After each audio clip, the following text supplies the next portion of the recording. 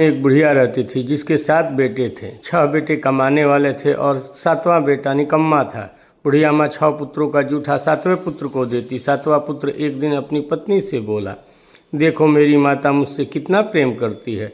उसकी पत्नी बोली, क्यों नहीं, सबका जूठा जो तुमको खिलाती है। तब वह बोला, जब तक मैं अपने आँखों से देख न लूँ मैं ये बात मान नहीं सकता। पत्नी हंसकर बोली, देख लोगे तो मान लोगे। कुछ दिन बाद एक बड़ा त्यौहार आया। घर में 7 प्रकार के भोजन और चूरमा के लड्डू बने। वह पत्नी की बात को जांचने के लिए सिरदर्द का बहाना बनाकर पतला कपड़ा सिर पर ओढ़कर रसोई में जाकर सो गया और कपड़े में सब कुछ देखता रहा। 6 भाई भोजन करने आए। उसने देखा माँ उनके लिए सुंदर सुंदर आसन बिछाए, 7 प्रकार की रसोई परोसी और आग्रह कर करके उन्हें भोजन कराती रही। वह देखता रहा। 6 भाई भोजन कर उठ गए।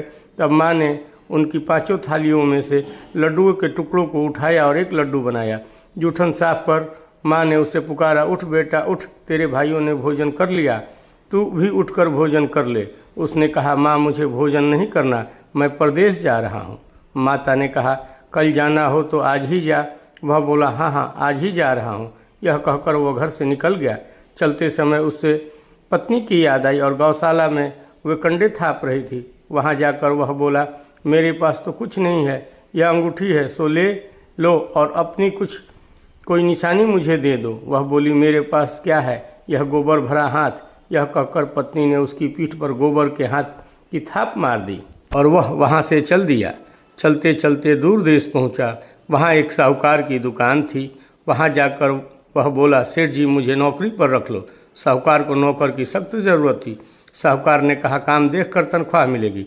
उसने कहा, सेठ जी आप जैसा ठीक समझे। उसे साहूकार के यहाँ नौकरी मिल गई। वह रात दिन काम करने लगा। कुछ दिन में दुकान का लेन देन, हिसाब किताब, ग्राहकों को माल बेचना सारा काम करने लगा। साहूकार के 7-8 नौकर थे, वे सब चक्कर खाने लगे, लेकिन उसने अपनी मेहनत, परिश्रम और ईमानदारी से सभी को पीछे छोड़ दिया। उसे अपने किए का फल मिला। सेठ ने भी उसका काम देखा और 3 महीने में ही उसे मुनाफे में साझीदार बना लिया। परिश्रम करते करते 12 वर्ष में वह नगर का नामी सेठ बन गया और सेठ अपना सारा कारोबार उस पर छोड़कर बाहर चला गया। इधर उसकी पत्नी पर दुखों का पहाड़ टूटा। सास ससुर दुख देने लगे और घर का सारा काम करवाते और काम करवाने के बाद उसे लकड़ी लेने जंगल भेज देते। इस बीच घर की रोटियों के आटे से जो भूसी निकलती उसकी रोटी बनाकर उसके लिए रख दी जाती थी और फूटे नारियल की नरेली में पानी दिया जाता था। इस तरह दिन बीत रहे थे। एक दिन वह जब जंगल में लकड़ी लेने जा रही थी तब उसने रास्ते में बहुत सारी स्त्रियों को संतोषी माता का व्रत करते देखा। वहां जाकर वह खड़ी होकर पूछने लगी, बहनों यह तुम किस देवी देवता की व्रत पूजा कर रही हो और इसके करने का क्या फल होता है? इस व्रत के करने की क्या विधि है? यदि तुम अपने इस व्रत का विधान मुझे समझाकर कहोगी तो मैं तुम्हारा बड़ा एहसान मानूंगी। में से एक स्त्री बोली, सुनो बहन, यह संतोषी माता का व्रत है। इसके करने से निर्धनता, दरिद्रता का नाश होता है, लक्ष्मी आती हैं, मन की चिंताएं दूर होती हैं, मन को प्रसन्नता और शांति मिलती है, निपुति को पुत्र मिलता है, प्रीतम बाहर गया हो तो वह शीघ्र लौट आता है, कुंवारी कन्या को मनपसंद वर मिलता है, चलता मुकदमा खत्म हो जाता है, घर का कलह कलेश से निवृत्ति मिलती है और सुख शांति की प्राप्ति होती है, घर में धन जमा हो, धन जायदाद का लाभ होता है तथा और भी मन में जो कुछ कामना हो सब कुछ संतोषी माता की कृपा से पूरी हो जाती है, इसमें संदेह नहीं है। वह पूछने लगी, यह व्रत कैसे किया जाता है, यह भी बताओ तो बड़ी कृपा होगी। तब वह स्त्री कहने लगी, बिना परेशानी, श्रद्धा और प्रेम से जितना भी बन सके प्रसाद लेना, 5.25 पैसे से 5.25 आने तक तथा इससे भी ज़्यादा शक्ति और भक्ति के अनुसार गुड़ और चना ले लेना। हर शुक्रवार को निराहार रहकर कथा कहना, सुनना, लगातार नियम का पालन करना। सुनाने वाला कोई ना मिले तो घी का दीपक जलाकर उसके आगे जल के पात्र को रखकर कथा कहना, परंतु नियम न टूटे। जब तक कार्य सिद्ध न हो नियम पालन करते रहना और कार्य सिद्धि हो जाने पर व्रत का उद्यापन करना। 3 माह में माता पूरा फल प्रदान करती हैं। यदि किसी के ग्रह खोटे हैं तो माता 1 वर्ष में अवश्य उसको अनुकूल कर कार्य सिद्ध होने पर ही उद्यापन करना चाहिए, बीच में नहीं। उद्यापन में 2.5 सेर आटे का खाजा तथा इसी अनुसार खीर तथा चने का साग बनाना, 8 बच्चों को भोजन कराना, जहाँ तक मिले देवर जेठ भाई बंधु कुटुंब के लड़के लेना, न मिले तो रिश्तेदारों और पड़ोसियों के लड़के बुलाना, उन्हें भोजन करा यथाशक्ति दक्षिणा दे, माता का नियम पूरा करना, ध्यान रखना उस दिन घर में कोई खटाई न खाए। यह सुन वह वहाँ से चली गई। रास्ते में लकड़ी के बोझ को बेच दिया और उन पैसों में गुड़ और चना ले माता के व्रत की तैयारी कर आगे चली। रास्ते में संतोषी माता के मंदिर में जा माता के चरणों में लौटने लगी, विनती करने लगी, माँ मैं दीनहीन हूँ, निपुट मूर्ख हूँ, व्रत के नियम में कुछ नहीं जानती, मैं बहुत दुखी हूँ, हे माता मेरा दुख कर मेरी, मैं तेरी शरण में हूँ। माता को दया आई। एक शुक्रवार बीता कि दूसरे शुक्रवार को ही उसके पति का पत्र आया और तीसरे शुक्रवार को उसका भेजा हुआ पैसा आ पहुँचा। यह देखकर जेठानी मुंह सिकोड़ने लगी, इतने दिनों बाद इतना पैसा आया, इसमें क्या बड़ाई है। लड़के ताने देने लगे। काकी के पास अब पत्र आने लगे, रुपया आने लगा। अब तो काकी की खातिरदारी बढ़ेगी। अब तो यह काकी बुलाने से भी नहीं बोलेगी। बेचारी सरलता से कहती, भैया पत्र आए, रुपए आए तो हम सबके लिए अच्छा है। ऐसा कहकर आंखों में आंसू भरकर संतोषी माता के मंदिर में जा पहुंची। मातेश्वरी के चरणों में गिरकर रोने लगी। माँ मैंने तुमसे पैसा नहीं मांगा, मुझे पैसे का क्या काम, मुझे तो अपने सुहाग से काम है, मैं तो अपने स्वामी के दर्शन और सेवा मांगती हूँ। तब माता ने प्रसन्न होकर कहा, जा बेटी तेरा स्वामी जल्द ही आएगा। यह सुन खुशी से बावली होकर वह घर आकर काम करने लगी। संतोषी माँ विचार करने लगी, इस भोली पुत्री से मैंने कह तो दिया कि तेरा पति शीघ्र आएगा, पर आएगा कहाँ से, वह तो इसे स्वप्न में भी याद नहीं करता, उसे इसकी याद दिलाने तो मुझे ही जाना पड़ेगा। संतोषी माता ने उस बुढ़िया के बेटे को स्वप्न में समझाया, तेरी घरवाली वहाँ कष्ट उठा रही है। तब वह बोला, हाँ माता ये तो मुझे मालूम है, परंतु मैं क्या करूँ, वहाँ कैसे जाऊँ, परदेश की बात है, लेन देन का सारा हिसाब किताब है, कोई जाने का रास्ता नज़र नहीं आता, आप ही कोई राह दिखाएं कि मैं वहाँ कैसे जाऊँ। लगी सवेरे नहा धोकर संतोषी माता का नाम ले, घी का दीपक जला, दंडवत कर और दुकान पर जा बैठना। देखते देखते तेरा लेन देन चुक जाएगा, जमा माल बिक जाएगा, साँझ होते होते धन का ढेर लग जाएगा। वह अगले दिन सुबह जल्दी उठा, अपने सारे मित्र बंधुओं परिचितों से स्वप्न में माता द्वारा कही गई बात सुनाई। वे सब उसकी बात सुनकर उसकी खिल्ली उड़ाने लगे। वे कहने लगे कि कहीं सपने की भी बात सच होती है। एक बूढ़ा व्यक्ति वहाँ बैठा था जो बहुत समझदार था। वह बोला, देखो भाई मेरी बात मानो, इस तरह सच या झूठ कहने के बदले देवी ने जैसा कहा है वैसा ही करना, तेरा क्या जाता है। बूढ़े की बात मानकर वह नहा धोकर उसने माँ संतोषी को प्रणाम किया, फिर दीपक जलाकर दुकान पर जा बैठा। शाम तक धन का ढेर लग गया। वह हैरान हुआ, मन ही मन संतोषी माता का नाम ले प्रसन्न हो घर जाने के वास्ते गहना कपड़ा एवं सामान खरीदने लगा। सब काम से निपट अपने घर को रवाना हुआ। उधर उसकी पत्नी जंगल में लकड़ी लेने गई। लौटते वक्त थक जाने के कारण संतोषी माता के मंदिर पर विश्राम करने बैठ गई। यह तो उसका रोज रुकने का स्थान था। धूल उड़ती हुई देख उसने माता से पूछा, हे माता यह धूल कैसी उड़ रही है। माँ ने कहा, हे पुत्री तेरा पति आ रहा है, अब तू ऐसा कर लकड़ियों के 3 बोझ बना, एक नदी के किनारे रख, दूसरा मेरे मंदिर पर और तीसरा अपने सिर पर रख। तेरे पति को लकड़ी का गड्ढा देखकर मोह पैदा होगा, वह यहाँ रुकेगा, नाश्ता पानी बनाकर खाकर माँ से मिलने जाएगा।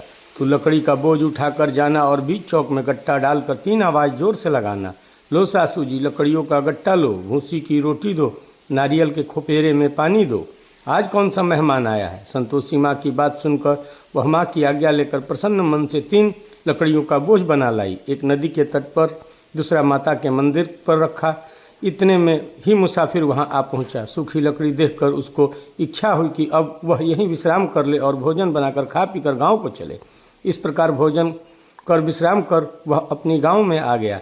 उसी समय बहू सिर पर लकड़ी का गट्टा लिए आई। उसने गट्टा को आंगन में डाला, जोर से 3 आवाज़ दी, लो सासू जी लकड़ी का गट्टा लो, भूसी की रोटी दो, नारियल के खुपेरे में पानी दो, आज कौन सा मेहमान आया है। यह सुनकर सास ने अपने दिए हुए कष्टों को भुलाने के लिए कहा, बहू तू ऐसा क्यों कहती है, तेरा मालिक ही तो आया है, बैठ मीठा भात खाकर कपड़े गहने पहन।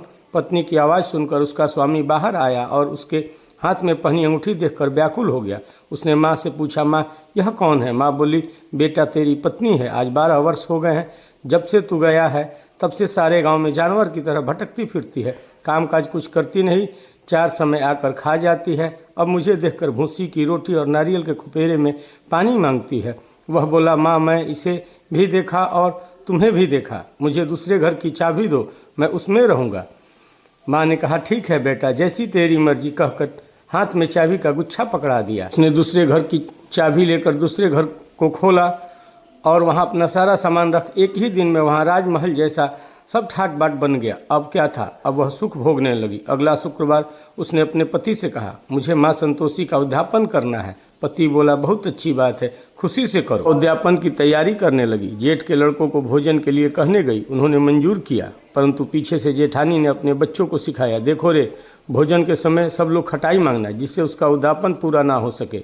लड़के भोजन करने आए, खीर पेट भर खाई, परंतु बात माँ की याद आते ही कहने लगे, हमें खटाई दो, हमें खटाई दो, खीर खाना हमें नहीं भाता, देखकर अरुचि होती है। लड़के उठ खड़े हुए, बोले, पैसा लाओ। भोली बहू कुछ न जानती थी, उसने उन्हें पैसे दे दिए। लड़कों ने बाजार जाकर उन पैसों से इमली खरीदी और खाई। देखकर बहू पर माँ संतोषी क्रोधित हो गई और उन्होंने राजा को सपने में संदेश दिया। राजा ने अपने दूत को अगले दिन सुबह भेजकर उसके पति को पकड़कर ले आने को कहा। जब उसके दूत उसके पति को पकड़ के ले जा रहे थे तब वह बोला, कहाँ ले जा रहे हो?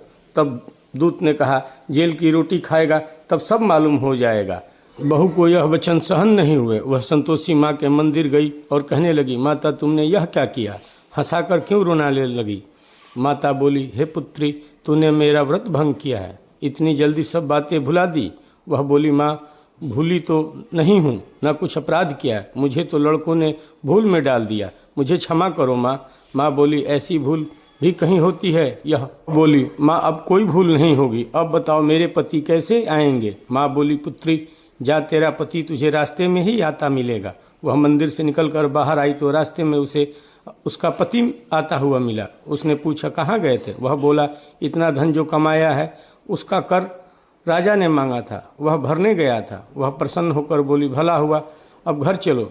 फिर अगला शुक्रवार आया। वह बोली, मुझे माता का उद्यापन करना है। पति ने कहा, ठीक है करो। और फिर जेठ के लड़कों से भोजन को कहने गई। जेठानी ने लड़कों को सिखा दिया कि तुम पहले ही खटाई मांगना। लड़के भोजन करने बैठे, लेकिन भोजन करने से पहले ही कहने लगे, हमें खीर पूरी नहीं भाती, जी बिगड़ता है, कुछ खटाई खाने को दो। यह बात सुनकर वह खटाई देने से मना की और बोली, खाना है तो खाओ, नहीं तो जाओ।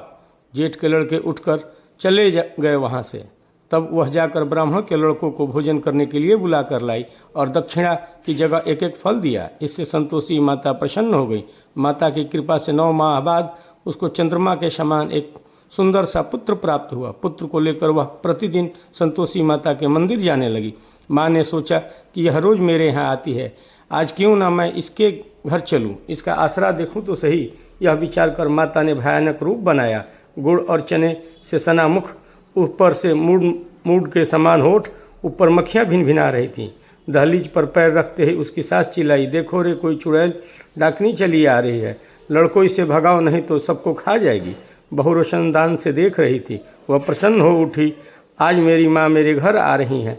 यह कहकर दूध पीते बच्चे को गोद से नीचे उतार दिया। इस पर उसकी सास को क्रोध आया और वह बोली, अरे रांड, इसे देखकर कैसी उतावली हुई है, जो बच्चे को पटक दिया। इतने में माँ के प्रताप से जहाँ देखो वहाँ लड़के ही लड़के नजर आने लगे।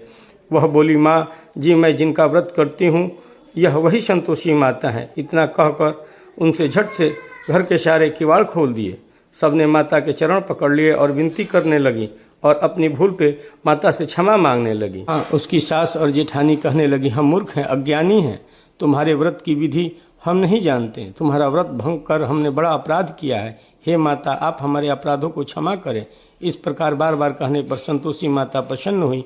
इसके बाद उसकी सास कहने लगी, हे संतोषी माता, आपने बहू को जैसा फल दिया है वैसा ही सबको देना। संतोषी माता की कथा कहने सुनने से सब मनोरथ पूर्ण होते हैं। इस प्रकार माँ संतोषी की पूजा पूरे विधि विधान और श्रद्धा से करने से भक्तों पे उनकी कृपा सदैव बनी रहती है। जय संतोषी।